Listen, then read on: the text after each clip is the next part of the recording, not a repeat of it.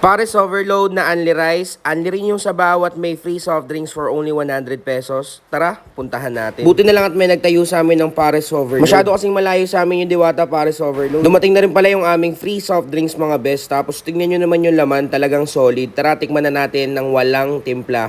Okay naman yung sabaw, sakto, simple lang, kanto style Pares. Tapos yung laman, masarap din at malutong. Ganon din sa chicharon bulaklak. Malutong din mga best. Tara, timplahan natin ng chili garlic, tapos paminta, then patis, and then kalamansi mga best. Tapos halu-haluin. Medyo ang hirap nga niyang haluin dahil ang daming laman. Kaya first bite, food trip na naman ng patay gutom. Ang sarap, malutong. Hindi siya makunat kahit nakababad na sa sabaw, kaya extra rice pa po. Kada sugunang kanin, matik may laman yan mga best dahil nga marami yung servings ng laman nila. Tapos extra sabaw pa tayo dito mga best. Mainit lagi kapag nag-serve sila ng sabaw mga best. Panalo. Ang nagustuhan ko dito, kahit babad na yung laman sa sabaw, still malutong pa din yung lechong kawali at yung chicharon. Sabayan mo pa ng soft drinks, panalo!